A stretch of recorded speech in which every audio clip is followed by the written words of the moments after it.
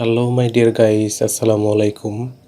উসমান সাল medical services YouTube চ্যানেলের পক্ষ থেকে আপনাদের জানাই স্বাগতম। আশা করি আল্লাহর রহমতে আপনারা সবাই ভালো আছেন। বন্ধুগণ, আজকের ভিডিওতে আমি আপনাদের সাথে সাধারণ জ্বর, ইনফ্লুয়েঞ্জা, মাথা ব্যথা, দাঁতে ব্যথা, কানে ব্যথা, শরীর ব্যথা, স্নায়ু প্রদাহজনিত ব্যথা, ঋতুস্রাবজনিত ব্যথা, মুচকে যাওয়া ব্যথা, পিঠে ব্যথা, অস্ত্রোপচার পরবর্তী ব্যথা,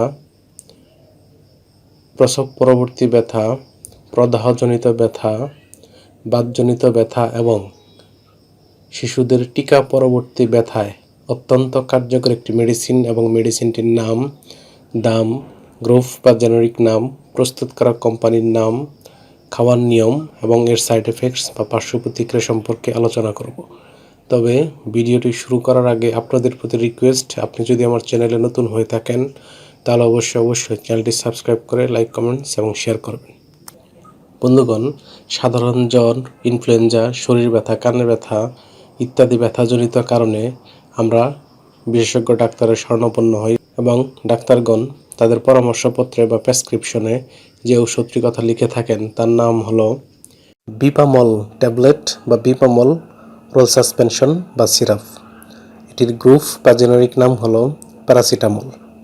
এটির উৎপাদনকারী প্রতিষ্ঠানের নাম হচ্ছে বায়োলজিক্যাল ফার্মা। এটি খাওয়ার নিয়ম হচ্ছে শিশুদের ক্ষেত্রে 6 থেকে 12 বছর বয়সীদের ক্ষেত্রে হাফ ট্যাবলেট দিনে 3 থেকে 4 বার, প্রাপ্তবয়স্ক অর্থাৎ 12 বছর বা তার ঊর্ধ্বে তাদের ক্ষেত্রে 1 থেকে 2টি করে ট্যাবলেট দিনে 3 থেকে 4 বার। সিরাপের ক্ষেত্রে শিশু 3 মাসের নিচে 10 মিলিগ্রাম করে দিনে 3 থেকে 4 বার, 3 মাস থেকে 1 বছর বয়সীদের ক্ষেত্রে হাফ চা চামচ করে 3 থেকে 4 বার, 1 থেকে 5 বছর বয়সী শিশুদের ক্ষেত্রে 1 থেকে 2 চা চামচ করে দিনে 3 থেকে 4 বার, 6 থেকে 12 বছর বয়সীদের ক্ষেত্রে 2 থেকে 4 চা চামচ করে 3 থেকে 4 বার এবং 12 বছর বা তার ঊর্ধ্বে বয়সীদের ক্ষেত্রে 4 থেকে 8 চা চামচ করে দিনে 3 থেকে 4 বার সেবন করতে পারবে।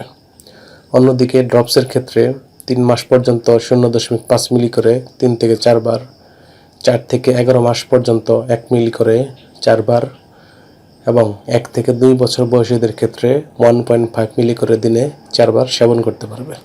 এটি খাওয়ার পর কিছু সাইড এফেক্টস যেমন অগ্ন্যাশয়ের প্রদাহ, ফুসকুড়ি এবং অ্যালার্জি দেখা দিতে পারে। গর্ভাবস্থা এবং স্তন্যদানকালীন সময়ে এটি সেবনের পূর্বে অবশ্যই চিকিৎসকের পরামর্শ অনুযায়ী সেবন করতে হবে। এই ওষুধটি আলো ও তাপ থেকে দূরে এবং শিশুদের হাতের নাগালের বাইরে রাখতে হবে। ধন্যবাদ।